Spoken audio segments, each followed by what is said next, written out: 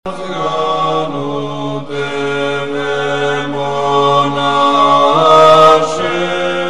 დროს გაცხადდა თუ ვინ არის ჭეშმარიტი ტარიგი.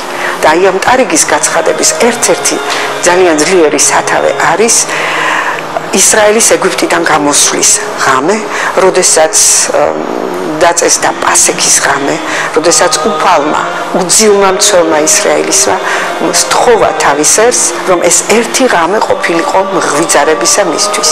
და ჩვენ ვიცით, რომ ამ ღამეს გამოიკვეთა ძალზედ ნათლად ნების ტარიგის თემა და ვიცით, რომ უთხრა უფალმა, რომ დაკალით ბადგანი, ამ ბადგნის სისხლით მონიშნეთ ყველა მკარი, ჩაკეტეთ კარი მტკიცეთ და დაელოდეთ ჟამს. და რომ ანგელოზი ჩამოივლიდა და ამ ტარიგის სისხლით დაბეჭდილ სახლში ვერ შეაღწევდა უბედურება. სახლი არის ხატი უკვე ეკლესიისა, ტარიგის სისხლი არის ქრისტეს წმინდა ზიარება, ხოლო კარი დაბეჭდილი ასევე დაცვის ბეჭედი არის. ამ თვალსაზრისითაც ქართული იკონოგრაფია ძალიან საინტერესო მინიშნებებს გვაძლევს. იგივე მინანქრის ხატზე ჩვენ ვერც ტრაპეზს ხედავთ, ვერც ჯვრის მითითებას, მაგრამ ხედავთ ძალიან ისეთ ფაქის გამოსახულებას ჯვრისას, რომელიც ქრისტეს ასწვრივ სვიმეონსა და ყოვლადწმინდა ღვთისმშობელს შორის არის გამოსახული. ეს არის თითქოს ორნამენტი, მაგრამ სინამდვილეში არის წრეში ჩაწერილი პატარა ჯვარი, რომელიც პირდაპირ არის გაცხადება მსხვერპლის თემისა. და ასეთივე ჯვრებით არის შემკული ყოვლადწმინდა ღვთისმშობლის შუბლი და მხარი. ასევე არ შეიძლება ყურადღება არ გავამახვილოთ იოსებ დამძიმველის მიერ მოყვანილი ორი გვრიტის სახისმეტყველების შესახებ.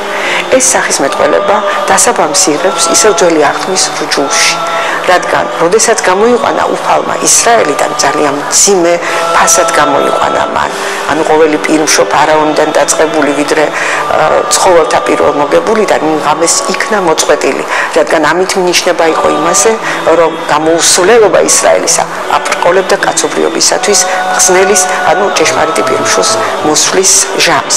ამ მძიმე მსხვერპლის გამოსასყიდად უფალმა მოსეს პირით ისრაელს დაავალა, რომ ყოველი წული პირველ საშოსი გამღებელი თუ ის იქნებოდა სულდგმულთა უნდა შეწირულიყო სისხლიანი მსხვერპლით, ხოლო ადამიანთა შეწირულიყო სამსახურებლად. შემდეგ უფალი არ ბილებს ამ რჯულს და მხოლოდ ლევის ტომს დაუწესებს და ამბობს, რომ ლევის ტომის ყოველი პირმშო იქნა შემოწირული და ამასთანავე აწესებს განსაწმენდელის ფორმას, რომ მოიყვანონ ცოდვების განსაწმენდელად ბავშვთან ერთად და ქალთან ერთად, მოიყვანონ ან კრავი, ან ორი მართვემდღედისა, ან ორი გვრიტი. რას ნიშნავს გვრიტის სახისმეტყველება? გვრიტები ჩვენ ვიცით, რომ არაჩვეულებრივად ერთგული არიან, მონოგამიური ფრინველები არიან, მშვიდნი და უშფოთველნი და წმინდა იოსების ხელში ორი გვრიტი. სახე წმინდა ქორწინებისა და დაწინდვის სახით, და ჩვენ ვიცით იოსებს დამწინდველი ქვია და არა მეუღლე, რადგან დაწინდვის იქით არ წასულა ქორწინება, ბუნებრივია. ხოლო ეს ორი გვრიტი განადიდებს ამ ოჯახის სიწმინდეს და აგრეთვე ქრისტეს უცოდველობას. რაც შეეხება ტარიგს, ბუნებრივია შეიძლება გაჩნდეს კითხვა. მიიყვანა ღვთისმშობელმა ბადგანი გამოსასყიდად. ფიზიკურად ბადგანი კი არა, მან მიიყვანა ჭეშმარიტი ტარიგი, იესო ქრისტე.